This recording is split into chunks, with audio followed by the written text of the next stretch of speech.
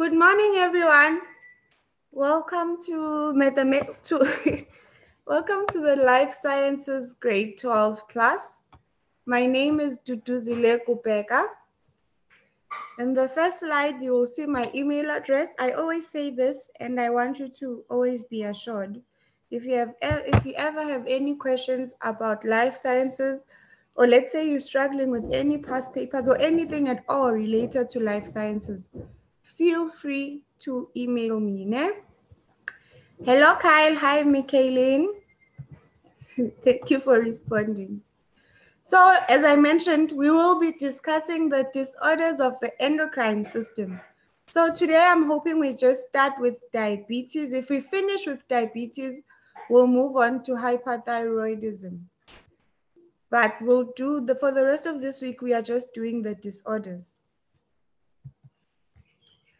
Disorders of the endocrine system. What do you think occurs here? What would cause these disorders?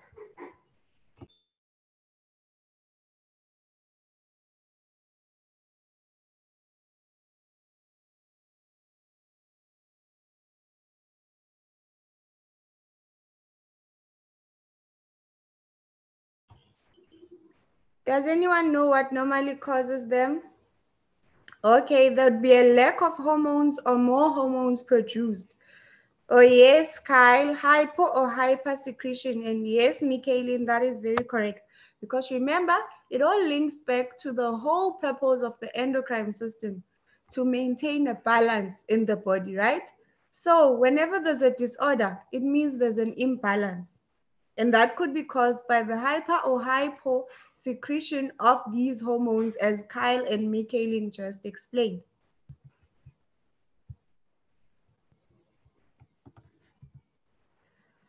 When parts of the endocrine system do not function properly, a disorder occurs. So like we mentioned, it could be because of the secretion of the hormones. It could also be due to the gland. There might be a problem with the gland, then it would affect the endocrine system. You know, every part of the endocrine system, if any one of that part is affected negatively, then it would affect the whole system negatively too. Disorders of the endocrine system usually occur when the endocrine glands secrete too little, which is under secretion, or too much, which is over secretion of their hormones. And disorders of the endocrine may be caused by a range of factors. What could likely cause this disorder? We understand it might be due to the hypo or hyper secretion, right? But what would cause that hyper or hypo secretion? What various factors can you think of that would cause this? That would affect how hormones are secreted?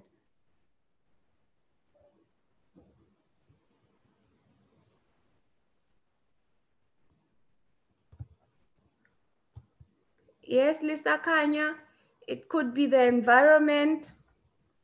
It could be what as well? It could be inherited genetic disorders, whereby then it's passed on from generation to generation. Yes, that's genetics, the inherited genetic disorders. It could be diseases such as cancer, which would then affect your whole system. Unhealthy lifestyle choices. So I think it links to what Kyle is saying, the amount you exercise. Yeah, that exercise would fall part of the lifestyle choices. So if you probably eat too much junk and you don't even exercise or take care of your health, then that falls under unhealthy lifestyle choices. There could be a surgical removal of an endocrine gland, which would then result in all functions that depend on that gland to be affected. And the one that Lisa explained there, the environment, yes, that could also fall under the unhealthy lifestyle choices, right? When you have certain choices that you're making, then that could also be part of it. So these are the disorders that we will discuss, all of them, ne? These 5 of them. So if you have any disorder you've always wondered about, type it in the chat box and then I'll try and have us discuss that as well in class. But these are the main 5 we'll discuss. Diabetes, we touched on diabetes a bit when we were doing the glands, right? So now let's get more into it. Diabetes. This is when the pancreas does not produce enough insulin in the glucose. Then the glucose level in the blood is not controlled properly and increases to high levels. A person then suffers from diabetes. You'd remember that diabetes is because in your body you'd have too much blood sugar, right? Insulin would then be secreted to lower the blood sugar levels. We also discussed this when we discussed the negative feedback mechanisms. So in this case here, it's when you have the high levels of glucose in the blood and you are trying to counter that. You are trying to use the process of the negative feedback mechanism to lower the sugar level. But you find that not enough insulin is produced. And if not enough insulin is produced, then the glucose level cannot be lowered. That's when a person would then suffer from diabetes because this body is failing to maintain order and balance. In the short term, the lack of insulin can lead to loss of consciousness. It could even lead to coma, and in the worst case scenario, it would lead to death. In the long term, it could lead to eye problems, where you'd find people going blind because they've got diabetes, that get sores on the feet and legs that won't heal and may lead to amputation. There'd be problems with blood pressure and cholesterol. There'd be an increased risk of heart attack and stroke, and also nerve and kidney damage. So you see, it might affect only one gland there. But ultimately, as we've said, the whole body depends on each and every organ to function optimally. If you hurt your finger, it would be your finger that's painful, but your whole body might not even be able to function. You won't even be able to focus on other things if you are hurt. You understand that? So it would be one area that's affected, but eventually or ultimately, you'd find that it affects the entire body. That's why you'd see here that you'd get a stroke or you'd have kidney damage, amputation, eyes. You see how connected this is. So it is serious. It is very, very serious. You need to take your health very seriously and take care of yourself. Like I always mention, if it's something you can control, do your best to control it. The extra glucose is excreted by the kidneys, right? Remember we explained this. Because there's too much glucose in the blood, the extra glucose then is excreted to the kidneys. Now you'd understand why even kidneys would be affected, right? And this is why urine tests are used to detect glucose levels. So if you go to a doctor and you want to get a medical test, then they'll take your urine test to check various things. One of them would be checking the glucose levels in your blood. Diabetes cannot be cured, but it can be managed. So there's no cure for diabetes, but there are various ways you can manage it. Most diabetics stay healthy by carefully controlling the carbohydrates they eat. You see here, you can control the carbohydrates you eat. As soon as you are diagnosed with diabetes, then you are given a strict diet. If you follow that diet through, you are able to control and keep it in normal ranges, I guess, where you are healthy enough to survive.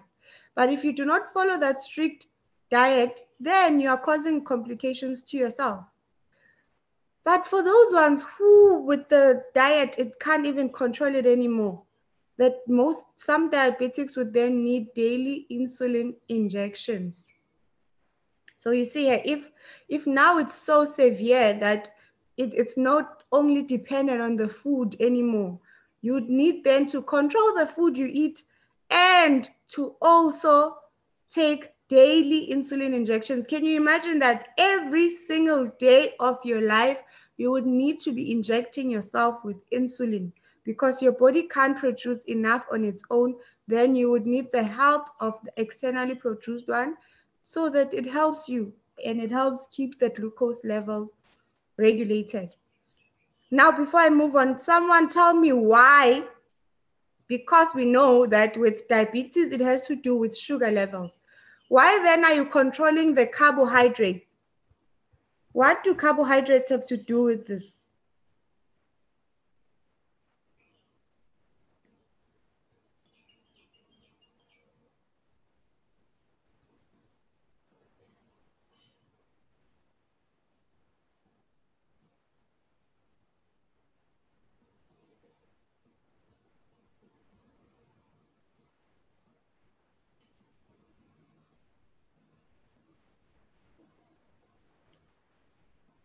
Yes, me, Kaylin. Okay, I've got two answers. One is saying carbohydrates get converted into glucose, and the other one is saying carbohydrates contain glucose. And then Manzi is saying they are single sugars. Glucose is derived from carbohydrates. And the other answer is it is converted to glucose, and the glucose is changed to glucagon. Okay? So yes, you all have a very good idea of what we are talking about. So I'm glad that you understand the correlation here. It is because with carbohydrates, like you are all saying, and you're all correct, the carbohydrates would then be broken down by the digestive system, and then they are converted to sugars. That is why when people are trying to lose weight, they stay away from carbohydrates, because then it would mean it's actually taking in sugars. So if you can look at it closely, taking sugars directly and taking carbohydrates is not that much different. Né? There is a difference, but not that much, because ultimately in your system, the carbs are converted to sugars. So that's where they fit in. It's because this here gets converted to sugars. Thank you, everybody. Then, type 1 diabetes. Who remembers what we said about type 1 diabetes? We discussed this briefly. That's why I said this one should be easy enough for you. For type 1, we've got two types of diabetes, remember? Got type 1 diabetes, and we've got type 2 diabetes. Now we're getting into details with this. It produces, I'm seeing,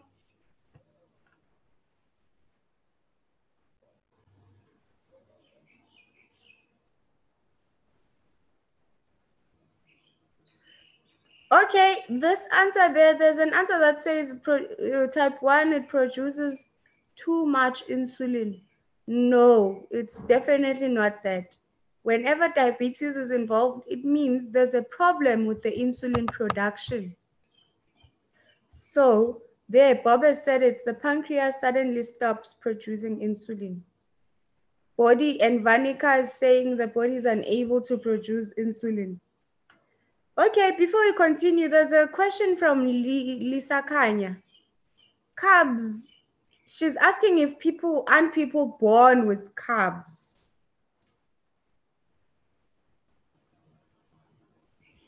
Which types of carbs are those ones?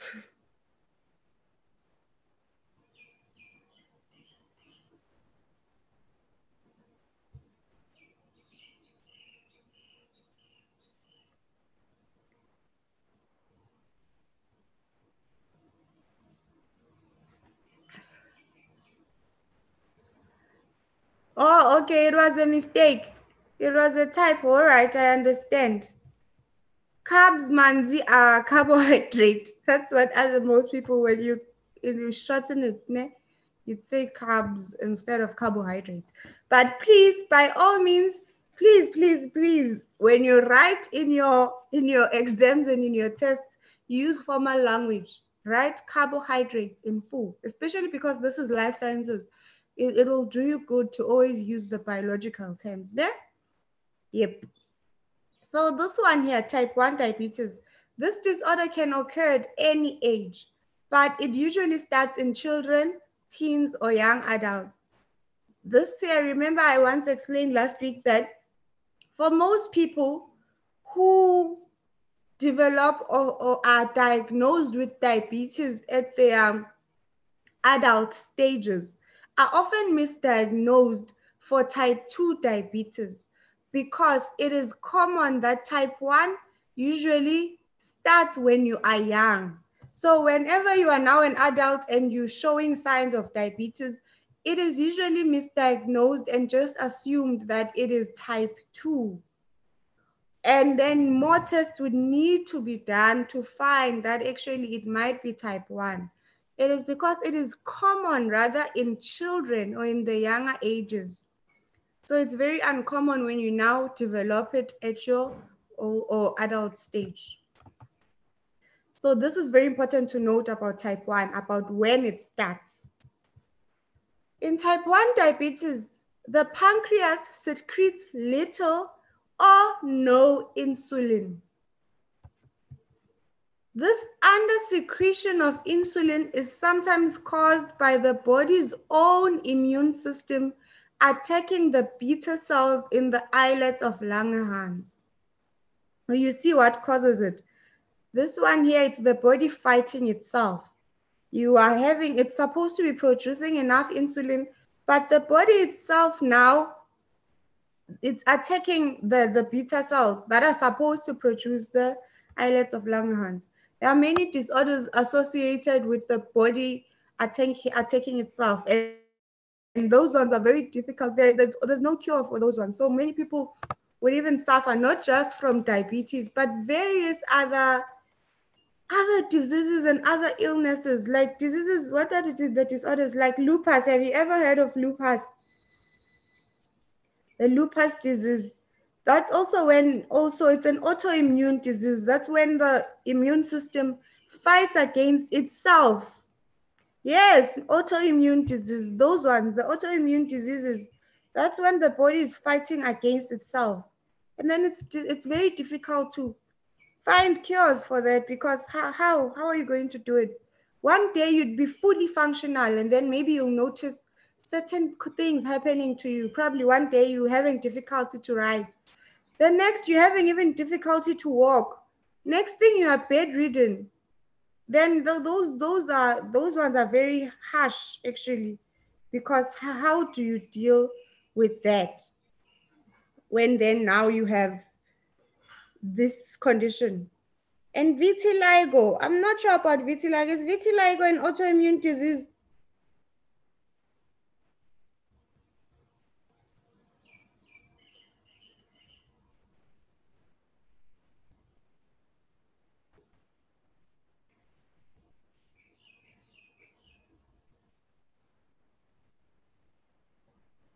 That's when the skin cells fight against, it's changing your skin. You see how many they are. The body is attacking its own skin pigmentation, and then now your skin color changes. And have you seen how it affects people? Probably you've last seen this person in 10 years ago, and then the next time you see them, they are very, very light in complexion. Others will even develops whereby you are completely light your entire body. For others, it would be patches of skin that are changing. So you see, there are many, many diseases or disorders that might occur because of the immune system attacking its own cells. So this one example here, type 1 could also be a result of an autoimmune response.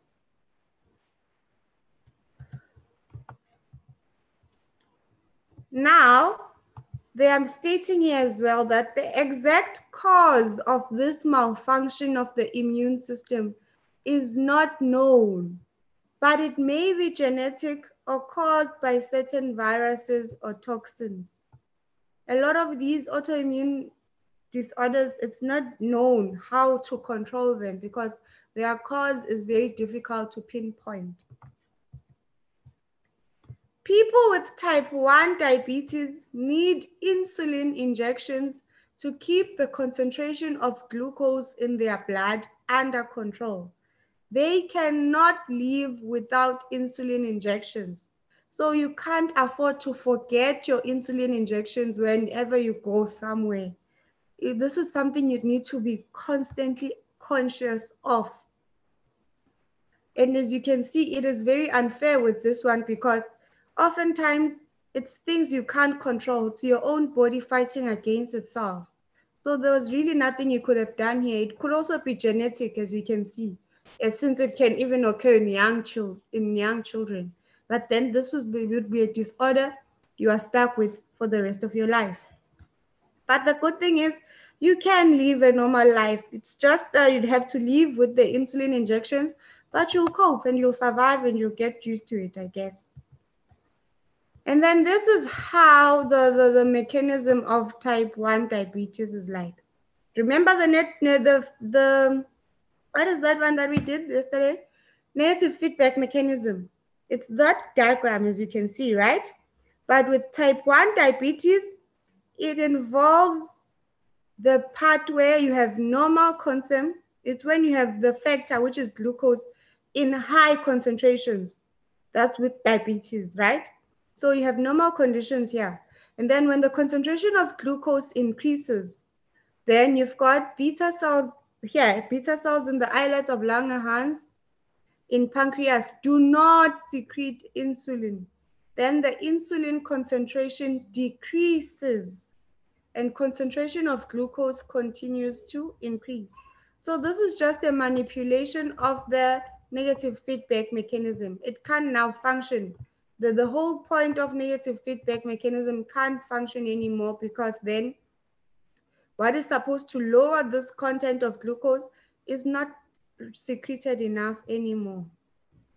Oh, I just saw Lorraine's question. I'm so sorry, Lorraine. And thank you, Kyle, for answering her. Yes, Lorraine, we are discussing the endocrine system, ne? And then the subheading is disorders of the endocrine system. Please forgive me, Lorraine. I missed it with all those other answers there, ne? So it's the endocrine system, and subheading is disorders of the endocrine system. So you see this diagram here, like we've just mentioned. This is basically the same as that negative feedback, but wow, now why? What has changed here? The point of the negative feedback was if the concentration of glucose are high here, you need to perform an action that would lower it. But because insulin is not secreted, the glucose levels continue to rise, as you can see there. That is this disorder we are discussing here. And then type 2 diabetes. This disorder is the most common type of diabetes, this one. And it's such a shame that it's such a common type, because it is usually very controllable and preventable, this one. But somehow it is the most common. Although it usually starts in middle to late adulthood, recently increasing numbers of children and teenagers are developing the disorder. People with type 2 diabetes produce enough insulin, but the body cells that usually respond to insulin and absorb glucose from the blood are faulty. So here there's nothing wrong with the beta cells in the islets of Langerhans, because they are secreting enough insulin. The problem now is when this insulin is there released, the cells that are supposed to absorb this extra glucose are then faulty.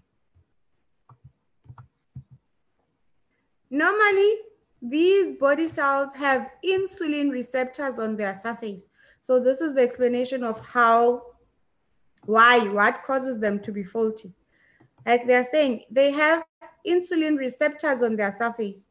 Insulin locks onto the receptors, and this allows the cell to absorb glucose from the blood. If the cells are faulty, the receptors do not allow insulin to lock onto the cell surface, and therefore the cells cannot absorb glucose from the blood. For those who are doing physical sciences, this would be a typical example of the lock and key model, right? You've learned about the lock and key. So let's think of it as your lock. Whenever any lock that you have, the lock and the key, because you have a specific key to open a specific lock, right? That's why you can't just use one key to open all the doors in your house. So you have the specific keys. So these receptors are like that. They are like these locks over there. So let's suppose they have this type of, this is the receptor that I've just drawn there. And then let me show you the receptor then. This is the receptor. These body cells have these insulin receptors. Then now you have what? You have this insulin here. Let's say this is the insulin. It fits directly into this lock, right? You have this insulin here. This is the insulin fitting directly into that lock, which is the receptor. Oh, okay, Manzi. So it's basically revision for you guys. You've learned the lock and key model in grade 10, ne? Yes, it's when we are doing enzymes. That applies when we're doing enzymes. Yes, that's very true. So you have your insulin here. This is in normal conditions. And then maybe at the tail of that insulin, then there's that glucose. Let's just do it like this. Then there's this glucose, because that we'll just say the insulin is then taking the glucose to be absorbed into these cells. So this is the glucose there. When then these cells are faulty, what happens is this receptor here is then changed. Because it's supposed to be like this, you'd find that it's blocked. It's faulty, it's blocked.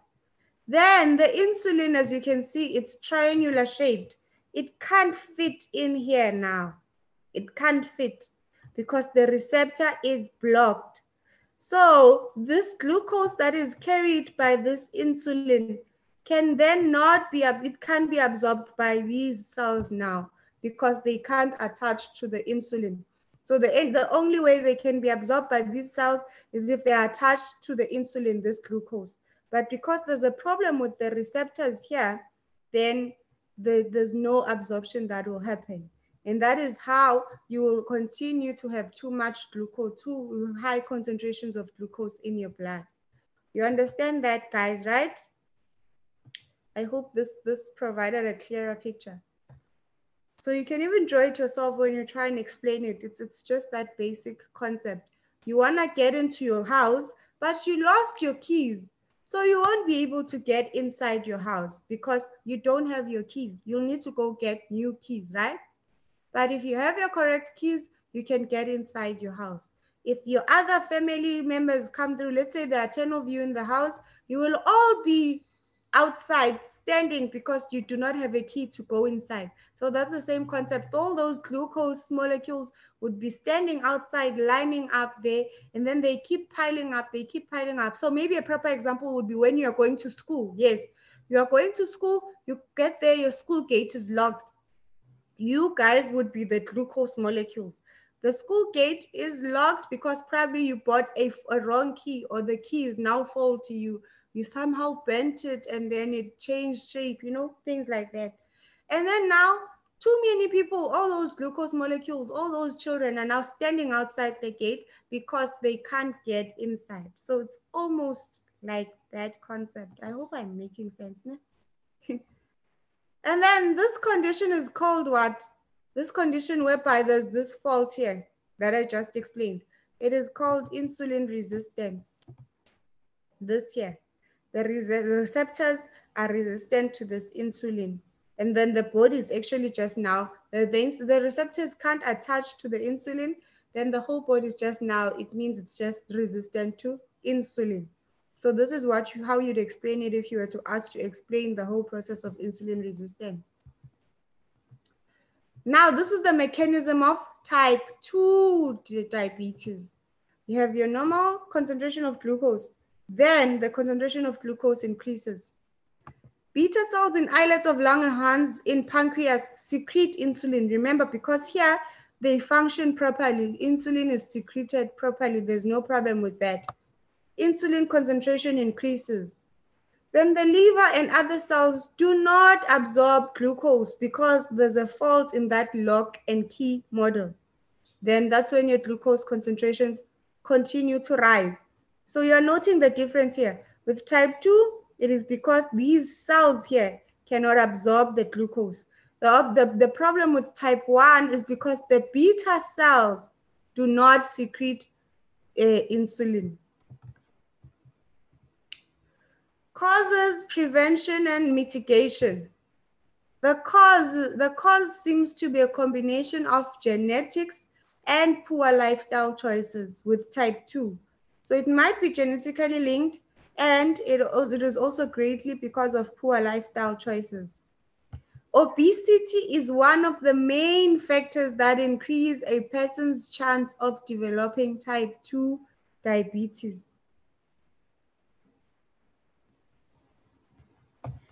Obesity is one of the main factors that increase a person's chance of developing type 2 diabetes.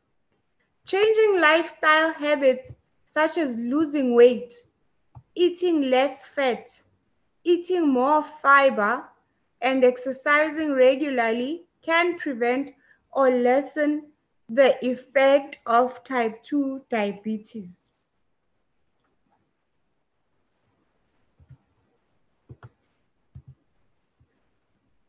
If lifestyle changes alone do not control the blood glucose concentration, anti-diabetic tablets or insulin injections may be needed. And then another important point to note is that people with diabetes can live normal, healthy lives if they have the correct information about their condition and the support they need to manage it day by day. The four main things that, okay, wait, I see questions there, sorry. There's a question here from Kamukhelo. Which of these diabetes is the most dangerous? I think they are equally dangerous but I would say, considering how you manage it, either way, they would have the same effect as you've seen when we discuss what happens in the short term or in the long run. They would equally affect you the same way. You would just need to manage it properly. So if you are not managing it properly, then there's a problem. But the lucky or the good thing, almost the advantage with the type 2 is that you can always control it by just changing your lifestyle more. If the main cause of it was your lifestyle choices, then you can change it by changing your lifestyle choices. Then at least it's not so bad. But if you are not managing it, that's the key to this. Which one becomes the most dangerous is actually all dependent on how you manage it. The other one that you are born with, if you are constantly taking your insulin shots, then you should be fine as well. But I'd say this one here, if you really let it out of control, then you're in trouble. So I guess we can't really say which one is the most dangerous, ne? The one that you don't manage well. There are people who are born with type 1 diabetes but have survived because they were managing it well. And then those who developed type 2 through their lifestyle choices, then they would die or they'd get amputated or all those things because they're not managing it well. And then Bob is saying, if the insulin is not absorbed by the liver and other parts, where does it go? If it's not absorbed, then there's too much glucose levels in the blood, right? The rest of it, everything else that the body doesn't use, what does it do to it? If the body doesn't need anything and doesn't use it at that time, what does it do? It would be excreted. Yes, so it would be excreted. Thank you so much. So what are the four main things that diabetics need to manage their conditions? You need to monitor and control their glucose and insulin levels. So this is very important. As soon as you are diagnosed with diabetes, monitor and control your glucose and insulin levels. Exercise regularly. Eat a healthy diet and get support from doctors, family, and friends. So you see, most of these things, you can literally prevent it. If you were not born with type 1 and if you don't have type 1, then really prevent it. Try maintain a healthy diet so that you do not get this type 2. Many diabetics have achieved success in the competitive fields of sports, entertainment, and business in spite of their condition. So you see, it is possible to lead a healthy life even after diabetes. It is because it is all dependent on how you manage it. So that's the key there. The key is to taking care of yourselves and managing it there. Then you should be fine. It is not a death sentence.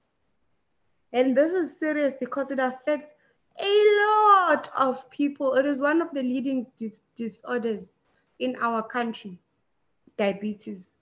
It is because we just eat and we are not mindful of the things we eat.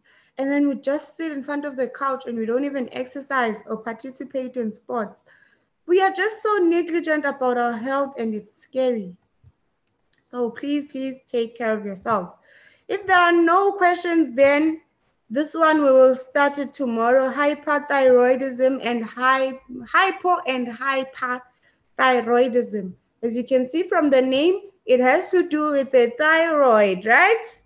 And it has to do with the over and under secretion of the hormones of the thyroid. So any questions, ladies and gentlemen?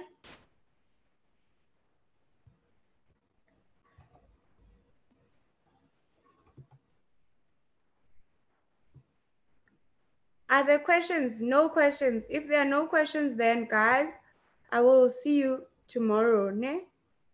Yeah, see you tomorrow when we discuss these two topics in your front screen. Thank you so much for your participation in class. I appreciate you all so much.